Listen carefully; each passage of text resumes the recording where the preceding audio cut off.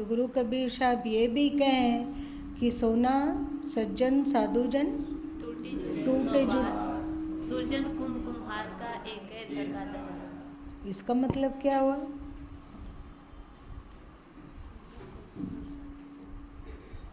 इसका मतलब कि सोना को जितना बार आप तोड़ दीजिए वो जुट सकता है ना।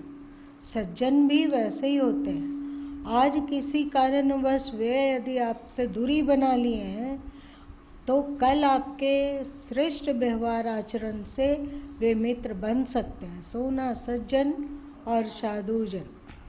वैसे ही संत लोग जो होते हैं वे टूटे जुड़े 100 बार, सैकड़ों बार टूटने पर भी जुड़ सकते हैं। पर दुर्जन लोग हैं, जो दुष्ट लोग होते हैं, वे एक ही चोट से चकनाचूर हो जाते हैं। मतलब फिर वे नहीं जुड़ते हैं। जैसे घड़ा टूट जाए नहीं जुड़ सकता है, कपड़ा टूट जाए तो नहीं जुड़ सकता है, वैसे ही। तो यहाँ जो कहा गया है कि फाटे मेघ चल, कपड़ा फाटे डोर, तन फाटे की औषधि, मन फाटे नहीं ठोर। ये सामान्य लोग के लिए है कि मन फटता है एक बार। बहन लोग जब कभी कभी गुरु माँ से कुछ कहने के लिए आती है तो बोल रही हैं, ध्यान ज्ञान इत्यादि से चर्चा शुरू होता है। उसके बाद गुरु माँ उत्सुक रहते हैं कि ये क्या बोलती है। फिर यदि घर में उसकी सास है, बहुत कम प्रतिशत बहुएं हैं जो कि अपनी सास की प्रशंसा कर रही हो। तुम लोग देखे हो क्या? और सास भी बहुत दुर्लभ है जो कि अपनी बहू लोग की प्रशंसा कर रही हो। और एक बात है, भाई भी दुर्लभ है जो कि अपने भाई की प्रशंसा करता हो। और वैसे ही देवरानी जेठानी भी दुर्लभ है जो कि एक दूसरे की प्रशंसा कर रहा हो। आप लोगों को सुलभ लग रहा है क्या?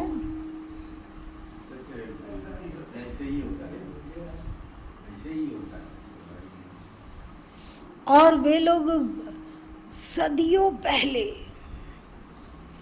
जब उसका विवाह हुआ था तो जब वो आई थी तो सास कैसे टॉर्चर की थी और कैसे उस पर शासन करती थी, क्या क्या। और अब जब सास बूढ़ी हो चुकी है, अब उसको ताकत ही नहीं है डांटने का और शासन करने का। तब उस बात को लेकर बहू पकड़ के बैठी हुई है कि हमारा दिल नहीं मिलता है, ऐसा ऐसा हमारे साथ व्यवहार किए न कि याद आता है तो बस फट गया। भाई के प्रति फट गया, सास के प्रति फट गया, और किसके किसके प्रति फट जाते हैं। देवरानी जेठानी से एक दूसरे का दिल फट जाता है और फिर वो जुड़ता नहीं। अरे बाबा, जब सास कठोर हो रही थी आपके साथ तो आप उस समय कुड़ रहे थे, बात गई खत्म हो गई। वो आप पर शासन करती थी और आप कुड़ते थे। दोनों अपना अपना भोग समाप्त कर चुके हैं।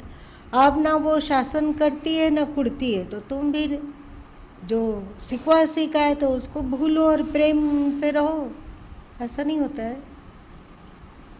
बहुत बार भाई लोग कहते हैं कि बड़े भाई लोग कि हम अपने छोटे भाई लोग के लिए क्या नहीं किए, उसके सुख में रहें, खड़ा दुख में रहें, पढ़ाएं लिखाएं, विवाह शादी किए, घर बसा दिए, और वो आज हमें ऐसा देखता है जैसे हम उसके दुश्मन हैं। ऐसा आप लोग सुनते हो? अरे भाई, जब आप उसके प्रति उपकार कर रहे थे तो छोटा भाई भी आपके प्रति बहुत सेवा भावी था। जब वो पढ़ रहा था, लिख रहा था, जब का विवाह नहीं हुआ था, आपके प्रति बहुत सेवा भावी था, आपका आदर कर रहा था, और आपका भी अपने छोटे भाई के लिए वैसा प्रेम नहीं है, तो स्वाभाविक है कि छोटा भाई भी अब आप पर आपका उस तरह का आदर नहीं करता है, सम्मान नहीं करता है, अथवा अपना नहीं मानता है। बात खत्म करो, इसमें दिल के फटाफटी होने का क्या औचित्य है? तुम लोगों को समझ में बात आती है क्या मेरी बात?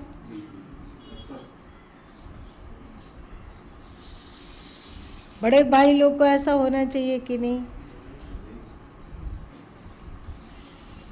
जब हम उसके प्रति प्रेमवान थे तो वो हमारे प्रति भी प्रेमवान थे। आज हम उधर से मन हटा के अपने परिवार के प्रति व्यस्त हैं, तो वो भी तुमसे अपना मन हटा कर अपने परिवार में मस्त है। दोनों इन बात बराबर है, तो फिर फटाफटी दिल का होना औचित्य नहीं है, कोई औचित्य नहीं। आगे पढ़िए।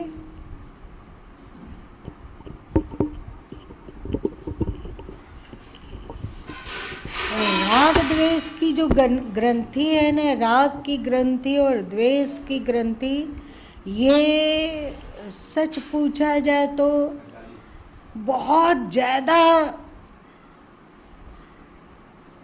कठिन है उसको अंतर से निकालना।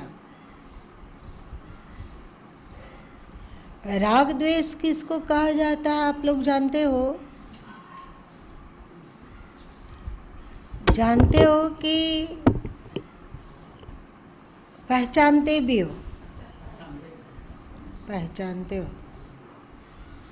अभी आप लोगों के दिल में किसी के लिए भी, दुनिया के किसी भी कोना में बैठा हो, आपका विरोधी के प्रति द्वेष की ग्रंथि बनी हुई है कि ऐसा नहीं है? एक ही दो जन बोले हाँ? माँ का इतना उपदेश होता है तो वो चीज़ प्रभाव पड़ रहा है उसको क्या करते हैं, लेकिन वो अंकुर कहीं रहता है, फिर लोग उसको प्रकट नहीं करते। ये होता नहीं है, उतना ऐसा देश होता ही नहीं है। सत्संग सुनते सुनते ऐसा आपको अपने बेटे के प्रति द्वेष नहीं है, मतलब चिढ़ कि जो वो है वो उसको जो कर्तव्य करना चाहिए वो नहीं करता है।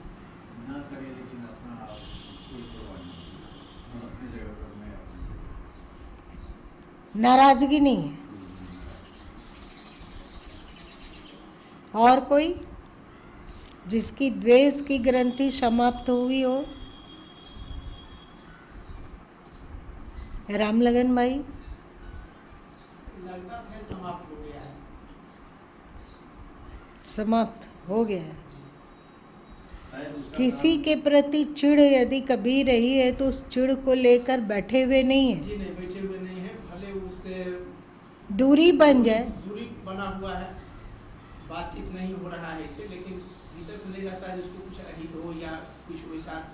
और यदि बात करने का अवसर आए तो कर लेंगे, कोई दिक्कत नहीं। कोई दिक्कत। बहुत अच्छा। और भाई लोग में ऐसे कौन है? लेकिन लगता है कि पहले उसका पहल पहले हो। अच्छा, उसका पहल अगले का पहल हो। यदि आपको पहल करना हो तो नहीं हो रहा है, इसीलिए तो कह रहे हैं थोड़ा सा तो जरूर है, नहीं तो फिर आप पहले पहल हो जाता ना, तक तो आकर। आप लोग भी ऐसे हैं क्या?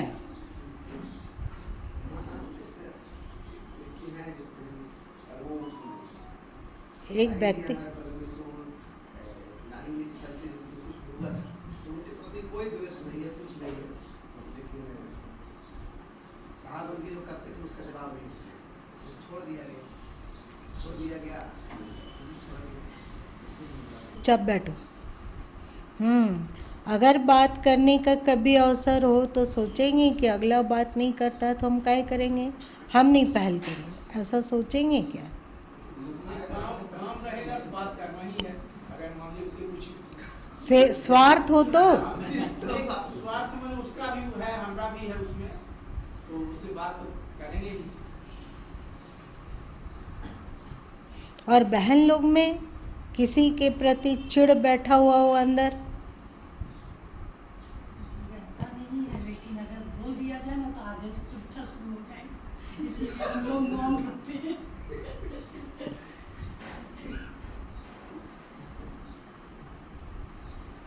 और मंजू? रहता ही है, ऐसा थोड़ी है कि नहीं होता है, लेकिन पकड़ के नहीं जाते। पकड़ के नहीं रहता। मैं तो जी ही नहीं पाते, क्या नहीं जी पाते? जी नहीं पाते, इस संसार में नहीं रह पाते, अभी पकड़ के बैठे रहते हैं। पकड़ के नहीं बैठ पाते हैं। आता है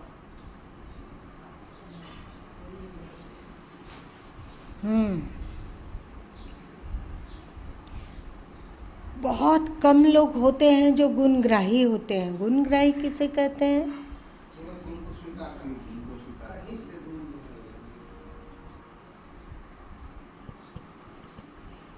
बीजक में न हंस बक देखो एक संग। क्या क्या?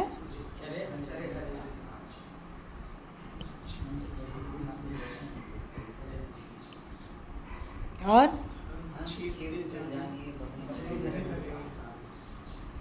दोनों ही संसार में है। हंस मतलब सभी व्यक्ति में गुण भी है और दोष भी है। अब यदि आपकी दृष्टि किसी में दोष ढूंढने की हो तो दुनिया का मनुष्य और पशु पक्षी कीड़े मकोड़े को तो जाने ही दीजिए, ईश्वर भी दोष रहित नहीं दिखेगा। है ईश्वर में यदि दोष नहीं दिखता तो कोई क्यों गाता, ऊपर वाले दुनिया तूने क्यों बनाई, है ना? क्यों बनाई? इतना इतना दुख दर्द दे दिया तूने। महत्वपूर्ण ये है कि आपकी दृष्टि कैसी है। आपकी दोष दृष्टि है कि गुण दृष्टि है कि आत्म दृष्टि है कि दिव्य दृष्टि है। 4 प्रकार से आप दृष्टि को बांट सकते हो। दोष दृष्टि, गुण दृष्टि और आत्म दृष्टि और दिव्य दृष्टि। तो अभी हम लोग किस दृष्टि को महत्व दे रहे हैं?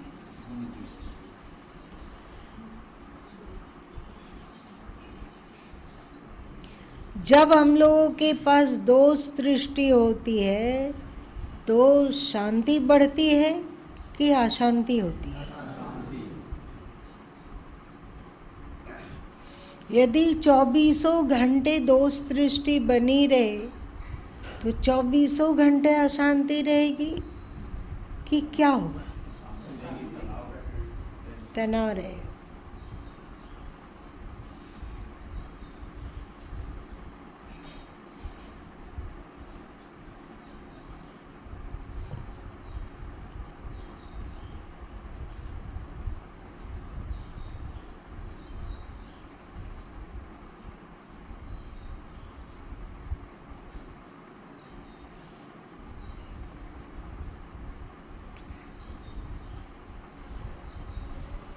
सुई और सूत दोनों अपने अपने। सुई तो कपड़े को छेद करके निकल जाता है ना? पर उस छेद को भरने की ताकत सुई में नहीं है। ये ताकत सूत में है ना? सूत अपने शरीर का हिस्सा समर्पित करके उस छेद को ढक देता है और जोड़ के रखता है, करता है ना? अब देखो कि हम लोग सुई हैं कि सूत।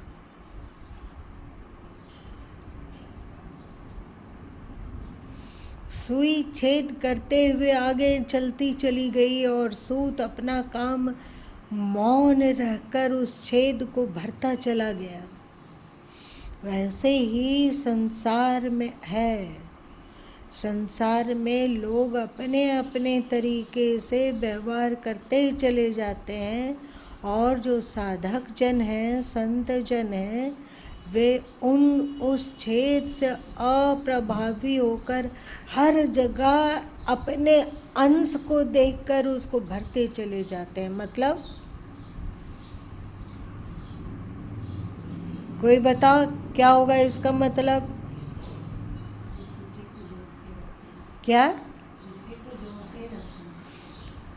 पागल हो जाएगा वैसा जोड़ते रहेगा तो। इसका मतलब क्या है? इसका मतलब है कि वे देखते चलते हैं कि चलो भाई, उसमें 15-20 यदि दोष है तो एक गुण भी है, तो वे गुण को देखते हुए अपने अंश से उसको भर कर, मतलब अपनी सोच, अपना विवेक, अपना आत्मदृष्टि के द्वारा उसको भर कर पढ़ते चलते हैं कि सब में कुछ न कुछ गुण होता है। दोष है तो व्यवहार काल में उससे भले तटस्थ हो जाओ, तटस्थ हो जाओ, न राग न द्वेष।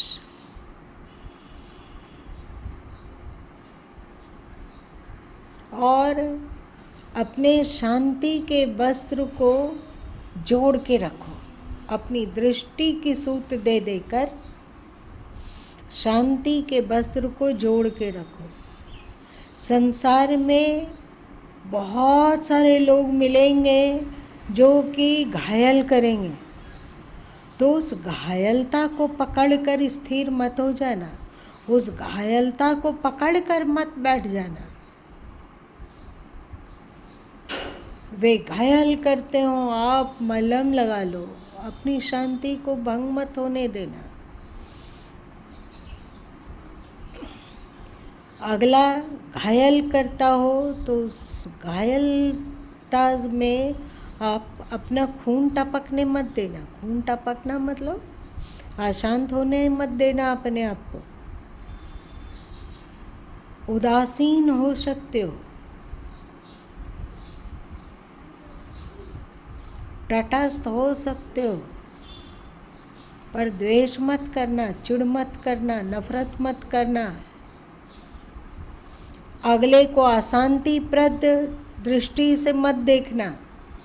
ऐसी दृष्टि से मत देखते रहो जिससे कि तेरे भीतर अशांति बनी रहे। एक बहुत ही कीमती बात है जो कि ईश्वर ने हम लोगों को दी है, वह है विस्मृति की दवा। जब वो विस्मृति कमज़ोर हो जाती है, अक्सर हम लोग को विस्मृति की ये दवा वहाँ कमज़ोर पड़ जाती है जहाँ पर हम अपने भीतर द्वेष की ग्रंथि को पाल के रखते हैं, तो उसको भुला ही नहीं भूलते। आप लोगों के घर में 20 साल पहले का अखबार ढूंढा जाए तो मिलेगा? कौन बोला? नहीं मिलेगा। 20 साल पुराना अखबार नहीं मिलेगा, लेकिन 20 साल पहले कोई आपके साथ बुरा किया है, उसका समाचार आप अपने दिमाग में टेप करके रखे हुए हैं। आप लोग में ऐसा है ना कि नहीं है? है?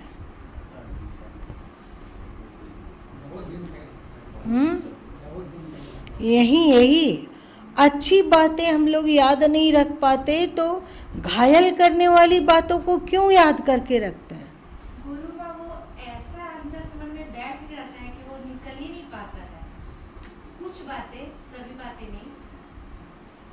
उस बात को निकालने की कला अध्यात्म आपको सिखाता है, प्रेरित करता है, उत्साहित करता है कि वो घायल बना देने वाला तत्व अथवा वाली बातों को अपने अंतर से निकाल फेंको, वो कांटे की तरह यदि चुभ रहा है तो हो सकता है कि अगले को याद भी ना हो सही बात। कि 20 साल पहले उसने कभी कुछ तेरे साथ बुरा किया है, उसको याद भी ना हो, और तुम उसे कीमती दौलत की तरह अपने हृदय मंजूसे में रखे हुए जोकर।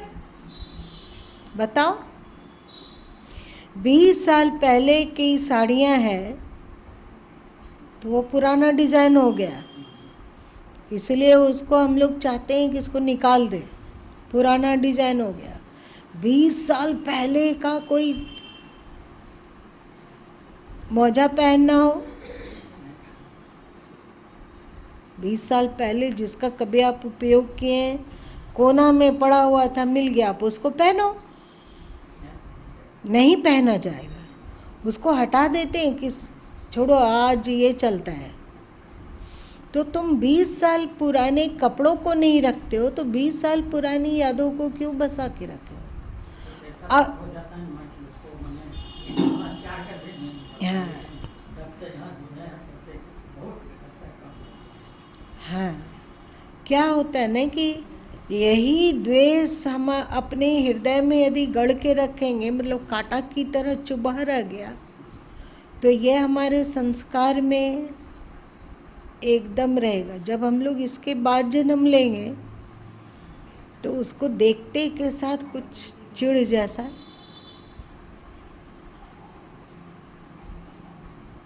कुछ भी, वहाँ भी हम अपनी दुश्मनी निकालने लगेंगे।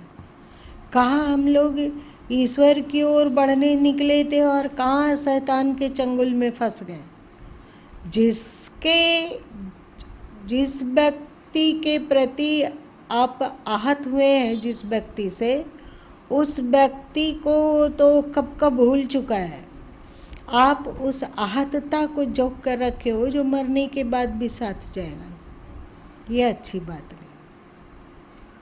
हम मनुष्य का शरीर शांति प्राप्ति के लिए, ज्ञान प्राप्ति के लिए लिए हैं। हमारा जन्म कचड़ा को बटोरने के लिए नहीं हुआ है। समझ रहे हो आप लोग? हम लोग कचड़ा क्यों बटोर के रखें? हाँ, यदि किसी व्यक्ति से आप आहत हुए हो तो उससे चौकन्ना रहो। चौकन्ना होना बुरा नहीं है, उससे सावधानी रहे, ये बुरा नहीं है। उसके प्रति तटस्थता का भाव रहे, ये भी बुरा नहीं है। पर चिढ़ बुरा है, उसका दिल में कांटे की तरह चुभ जाना अथवा अपने हृदय में का एक कीमती स्थान दे देना, ये बेवकूफ़ी है कि विद्वता है। कहाँ हृदय का सिंहासन मिला था ईश्वर को अपने में आसीन करने के लिए, और इस हृदय सिंहासन पे हम क्या किसको बिठा रहे हैं? तुम लोग देखो,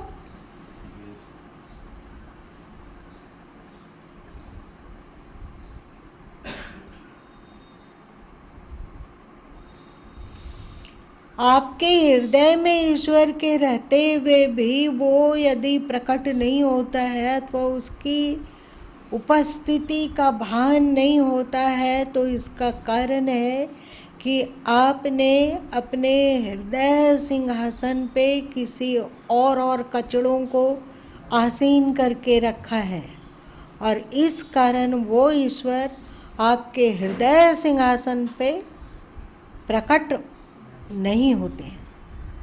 वे उस पर नहीं बैठते, कोने में खड़े रहेंगे, तटस्थ, उदासीन। तुम जानो और जिसे तुमने सिंहासन पे बिठाया वो जाने। तटस्थ है। ऐसा भी नहीं है कि वे आपको दंड देने के लिए डंडा लेकर दौड़ते चलेंगे। ईश्वर क्या है? ईश्वर रित है। रित मतलब नियम। ईश्वर रित है, रित है। आप आग में हाथ डालोगे तो आग को कोई उत्सुकता नहीं है कि वो आपके हाथ को जला दे। आग आपके पीछे पीछे नहीं दौड़ा चल रहा है कि तो आपको जलाना है उसे, दौड़ता है क्या? जहाँ है वहाँ पड़ा हुआ है। वो आपको जलाने कभी सोचा भी नहीं कि तेरे हाथ को जलाना है, कभी सोचा उसने? लेकिन यदि आप उस आग में हाथ डालोगे तो जलोगे। आग ने नहीं जलाया आपको। आप रित है, आग में ज्वलनशीलता उसका रित है, उसका स्वभाव है, उसका धर्म है। आपने आग में हाथ डाला तो आप जलोगे। आपने बर्फ को पकड़ा, बर्फ को मुंह में लिया, एक टुकड़ा बर्फ, आंखें थोड़ी देर के लिए भिचक जाती है, ललाट से कुड़ जाता है, दांत सिलसिल करने लगता है। ऐसा नहीं कि ये बर्फ कर रहा है, अब वो अपना रित का केवल पालन कर रहा है। तो उसी तरह आप अपने हृदय सिंहासन पे यदि कचड़ा को विराजित करते हो तो ईश्वर वहाँ पर उपस्थित होते हुए भी अनुपस्थित है।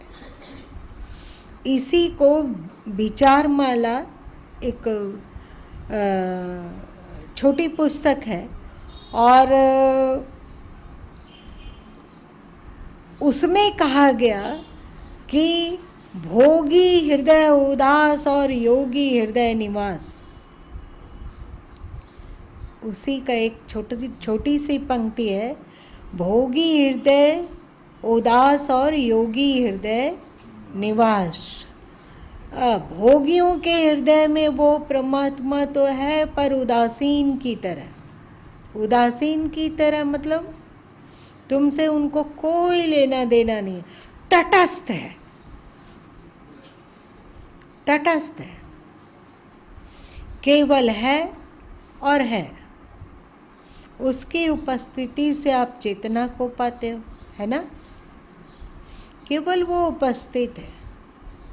लेकिन जैसे जैसे आप हृदय सिंहासन से जो आपने कचड़ों को उस पर बिठा रखा है उसे हटाते जाओ, वहाँ उस स्वच्छ करते जाओ, तो आपको अनुभूत होगा कि वे आपके हृदय में निवास कर रहे हैं, उदासीन की तरह नहीं। आप लोग गीता में भी सुने हो ना, उपद्रष्टा, अनुमंता, भर्ता, भोक्ता, महेश्वरा। तो अब वे केवल उपद्रष्टा नहीं है, अनुमंता भी नहीं है, भर्ता है। भर्ता का मतलब क्या होता है? आपके स्वामी। जो विजातीय तत्व है, मतलब जो आसुरी वृत्ति है अथवा जो अनुचित है अथवा जो कचड़ा है, जैसे ही आप उसकी ओर लपकोगे तो ऐसा लगेगा कि अंतरात्मा से आवाज आई, क्या कर रहे हो तुम? क्या करते हो? पीछे हटो।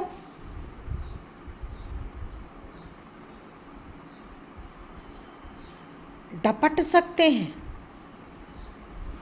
वे आपके प्रति कठोर हो सकते हैं और आपकी पीठ भी थपथपा सकते हैं, प्रेम भी कर सकते हैं, है ना?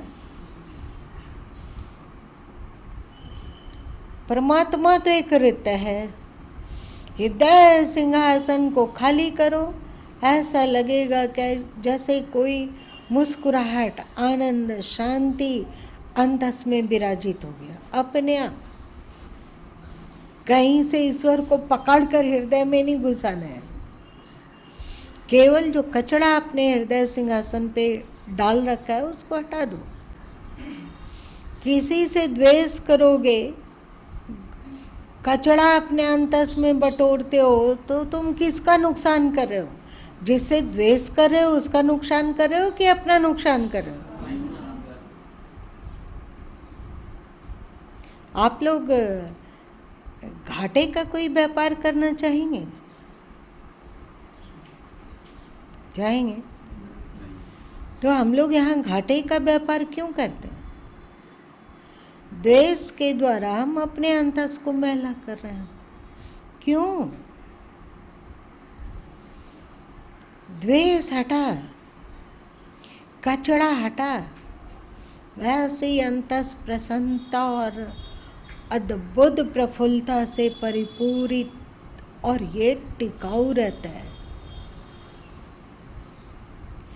जब आप कचड़ा को अपने अंतस में रखते हो तो तेरा अंतस अशांत रहता है। अनुभव करो, अनुभव करो।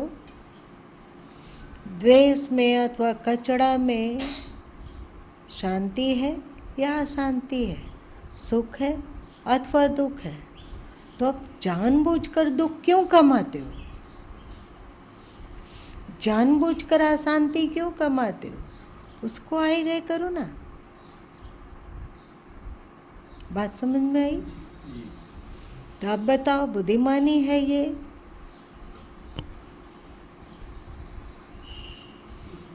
सदगुरु कबीर साहब से सीखो। कबीरा खड़ा बाजार में और बोलो,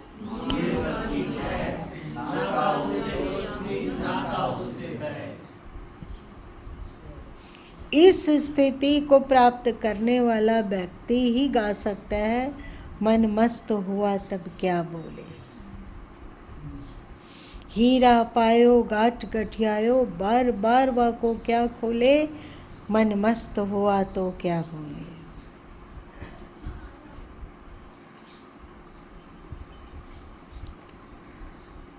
इस स्थिति को प्राप्त करने के लिए ना काहू से दोस्ती, ना काहू से बैर, कबीरा खड़ा बाजार में मांगे सबकी खैर।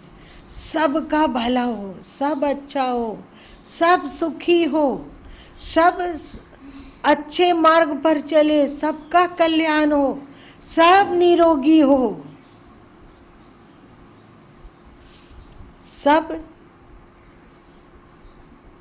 सबकी खैर हो। पर चौकन्ना कहाँ रहना है? ना काहू से दोस्ती, ना काहू से बैर, ना किसी में आसक्ति और ना किसी से द्वेष, कुछ भी नहीं।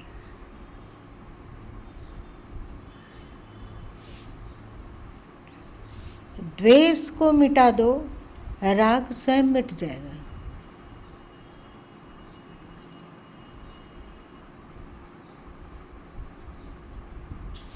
आप लोग जो पतंजलि योग दर्शन में 5 यम पढ़ते हो, क्या क्या है बताओ? अहिंसा, सबसे पहला है अहिंसा। हम लोग सत्य बोल देते हैं, पर पहले कहा गया अहिंसा, फिर सत्य,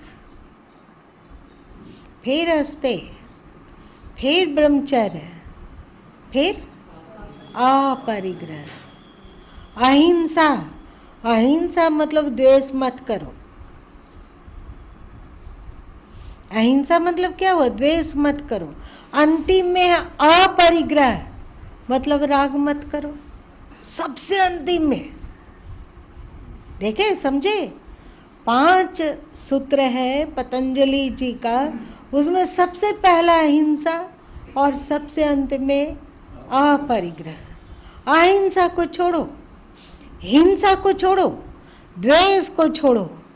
पहली बात, द्वेष को छोड़ो, तब तुम्हारे भीतर सत्य का प्रकाश हो पाएगा। और जब तुम अद्वेषी रहे, द्वेष मुक्त रहे, और सत्य तेरे हृदय में अब थोड़ा थोड़ा प्रकाशित होने लगा है, तो अस्तेय स्वाभाविक ही आ जाएगा। अस्तेय मतलब क्या होता है? चोरी ना करना। अभी हम लोग चोर के सरदार हैं, पता है तुम लोगों को? कैसे? भगवान की चीज को हम लोग अपना मानते हैं, प्रकृति की चीज को हम लोग अपना मानते हैं। तो सत्य का प्रकाश आएगा आपके भीतर।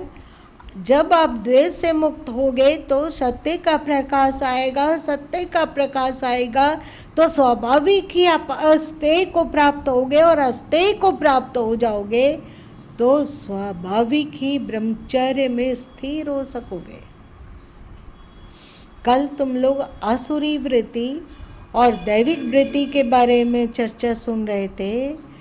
तो ये ब्रह्मचर्य पल पल यदि ब्रह्मचर्य का पालन किया जाए तो व्यक्ति रह सकता है या टेंस हो जाएगा? रह सकता है ना। और शांति बनी रहेगी कि खोने लगेगी? और वासना कामुकता यदि हर पल बनी रहे तो हमारी शांति खोने लगेगी कि नहीं खोएगी? इसीलिए ब्रह्मचर्य को अनिवार्य हिस्सा बतलाया। और ये ब्रह्मचर्य की वृत्ति स्वाभाविक ही अंतस में परिपूर्ण होता चला जाता है। जब हम द्वेष से मुक्त होते हैं तब सत्य का प्रकाश अंतस में फैलने लगता है, अचोरी का व्रत जीवन में उतर आता है और व्यक्ति स्वाभाविक ही ब्रह्मचर्य में स्थिर होने लगता है, उसको प्रिय लगने लगता है। और तीसरा पांचवा स्वाभाविक ही वो अपरिग्रही हो जाता है। मतलब जब किसी चीज का भी संग्रह नहीं, बाहर का संग्रह और बाहर का अपरिग्रह से उतना मतलब नहीं है।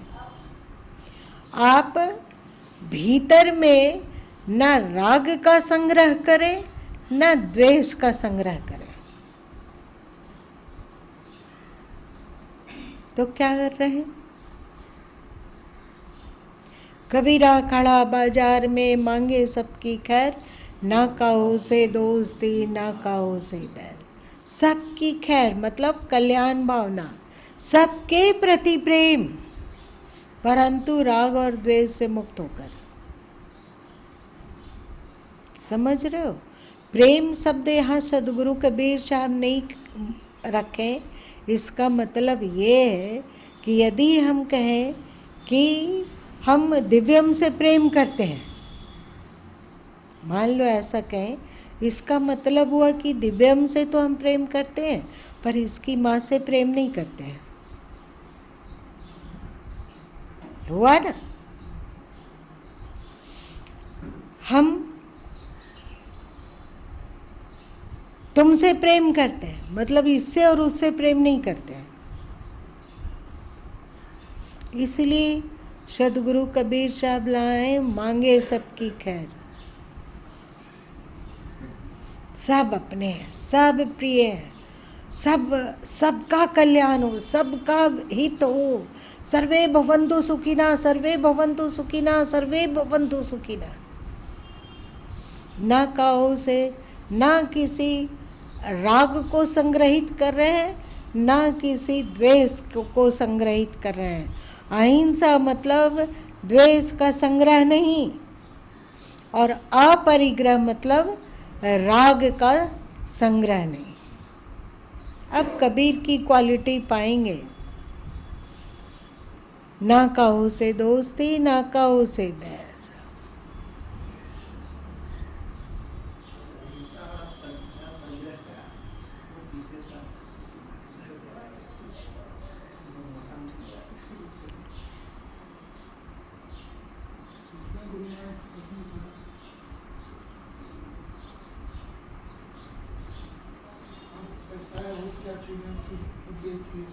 बीत गई सो बात गई, कितने क्या है रे, कितने मधुबन के प्याले टूटे, जो टूट गए वे कहाँ जुड़े, जो बीत गई सो बात गई। जो हो चुका है उसको हम अनहुआ नहीं कर सकते।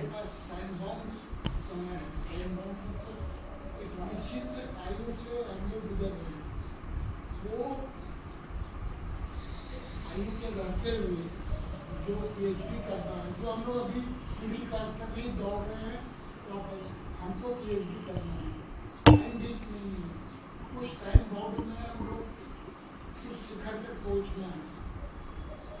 पहुंचना है। भूल जाइए दुनिया, गुरु गोविंद के चरण को पकड़ के निश्चिंत हो जाइए।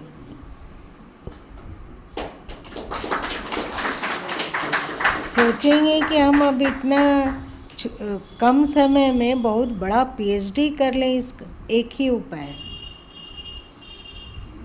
थाम लीजिए उनकी उंगली को और चल पड़िए जिस ओर वे ले चलना चाहते हैं। करना कुछ नहीं है, केवल यदि करना ही है कुछ तो उनकी चीज़ को उनको सौंप दीजिए, बस निश्चिंत हो जाइए, है ना। सर्वधर्मान् परित्यज्य मामेकं शरणं व्रज अहम त्वां सर्वपापेभ्यो मोक्षयिष्यामि मा शुचा। तुम चिंता मत कर, केवल मेरी शरण में आ जा। तै सुतमानु हमारी सेवा तो कह राज देवो देवा। तुम मेरी सेवा को स्वीकार कर लो, मैं तुम्हें PhD वाली डिग्री दूंगा।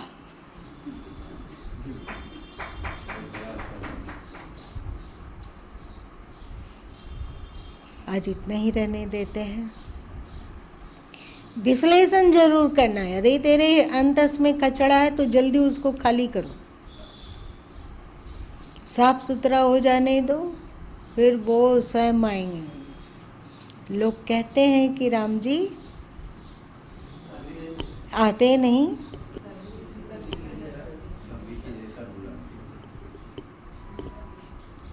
बस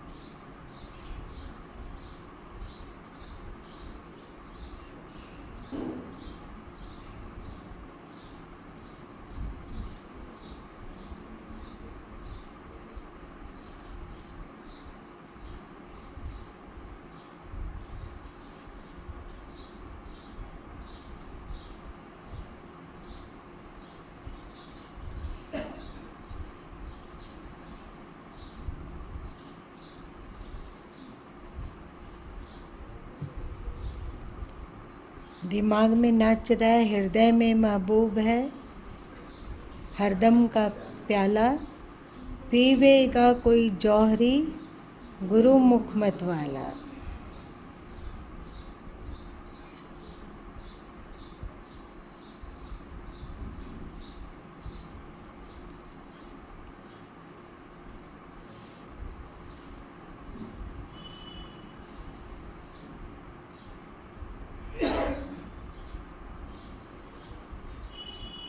कोई भजन है क्या, मेरी मस्ती मुझे कहाँ लेके चली, कुछ ऐसा देखो तो। उसमें नहीं है।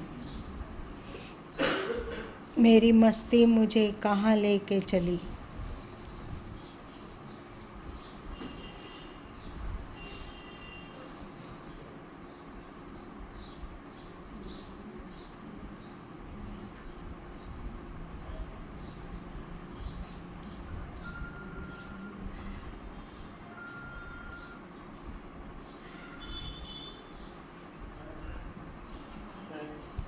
क्या है, जरा बजाओ तो, या अथवा पढ़ के सुनाओ।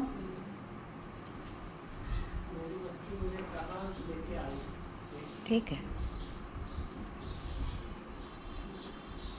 पढ़ो।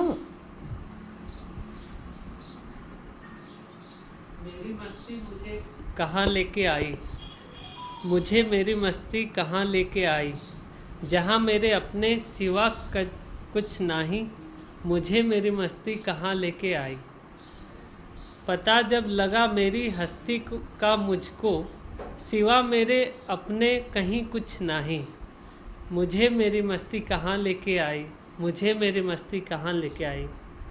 सभी में पड़ा मैं ही मैं हूँ, सिवा मेरे अपने कहीं कुछ नहीं, मुझे मेरी मस्ती कहाँ लेके आई, मुझे मेरी मस्ती कहाँ लेके आई।